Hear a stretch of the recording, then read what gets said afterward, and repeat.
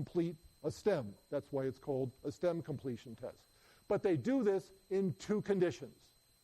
In the inclusion condition, they are instructed that whenever they can, they should complete the STEM with a word from the studied word list. Okay? And if they can't, just give it the first word that comes to mind. This inclusion condition, controlled retrieval, and automatic priming go in the same direction. Okay? Because if you remember that density was a word on the studied word list, you're going to complete DEN with density. But even if you don't remember it, by virtue of automatic priming effects, you're more likely to produce density than Denmark, dentist, something like that, right? Okay, that's the idea behind the inclusion condition. In the exclusion condition, what Jacobi says to his subjects is, I want you to complete the STEM with a word, any word you want, except the one that you studied on the word list. Okay? So now you've got automatic priming. The subject can't help but think of density because that's automatic, right? It's a priming effect. But he's got to say, oh, I remember. He's got to consciously say, I remember density was on the word list. I got to think of something else, like Denmark or dentist or something like that. That's the logic behind the method of opposition. When you do the experiment, as Jacobi and his colleagues did, what you find is, first, that young subjects perform better on the inclusion task than elderly subjects do. That's the age difference in recall, essentially, because STEM completion in this case is essentially a cued recall test. But notice that on the exclusion condition, the young perform better. That is, they're producing fewer list items. That's what they're supposed to do. For the elderly, they don't consciously remember all these list items, but they're still creeping in automatically by virtue of priming effects. Now, here's the part we skip over, because Jacobi has a bunch of formulas now that take performance on a task like this, and by basically the method of subtraction yields estimates of the power of automatic versus controlled processing in a task like this. So in the inclusion condition, okay, you've got targets that are consciously remembered, and you've got some remaining targets that are produced automatically by virtue of priming effects. In the exclusion condition, the only way you can get a target in the exclusion condition is by virtue of automatic priming effects, okay? So what you can do, by simple subtraction, essentially, you can get estimates for the strength of the consciously controlled process and estimates of the strength of the automatic process. And when you do that, what you get is something like this, okay? The young remembered about 3/4 of the items in the inclusion condition, the old only about half. The young remembered only about 1/4 of the items in the exclusion condition. That's what they're supposed to do. The elderly, about 1/3. You plug these figures into Jacobi's formulas, and what you can see here is that the elderly fall down on the controlled component of recognition, okay? They're not doing very well in terms of conscious retrieval, but the strength of the automatic priming process is the same for both the young and the old.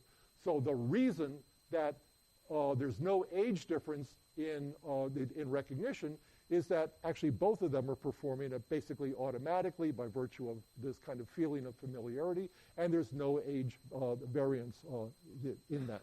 Okay. This is what's known as the process dissociation procedure, okay?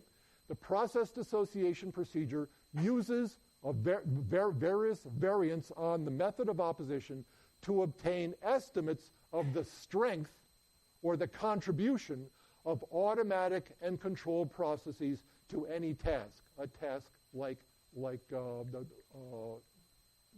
recognition, okay? So what you've got here is a method, an experimental method, that'll tell you what's being done consciously, on the one hand and what's being done unconsciously on the other hand.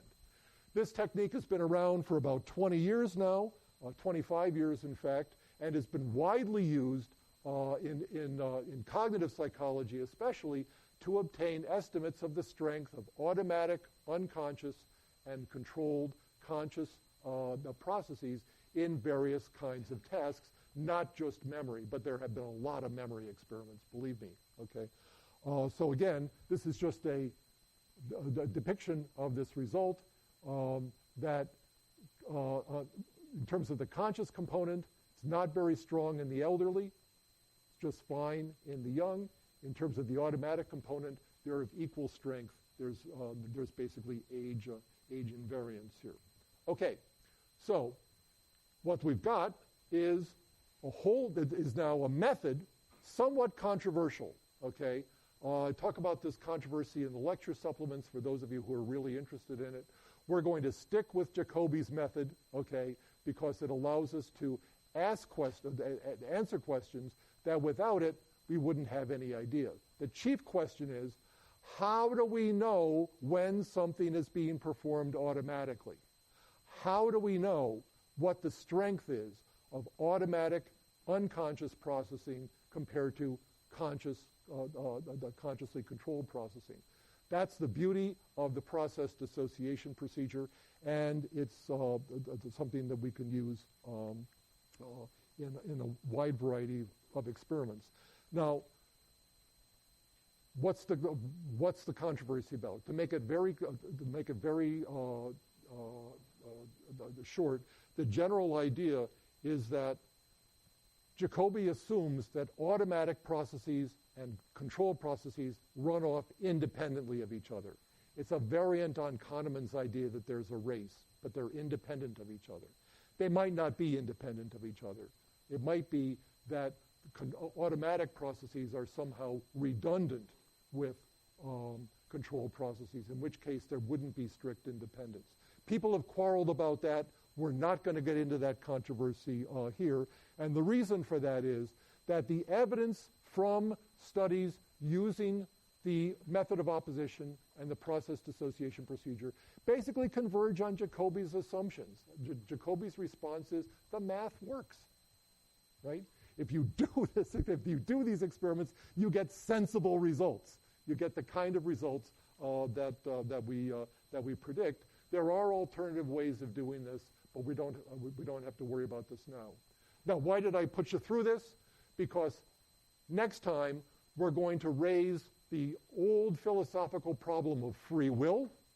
We're going to look at claims by social psychologists that most of our social behavior in the ordinary course of everyday living is a product of automatic processes that operate outside conscious awareness and outside conscious control. And we're going to use Jacobi's method of opposition to see if that's really true. Okay? See you on Wednesday. Thank you very much.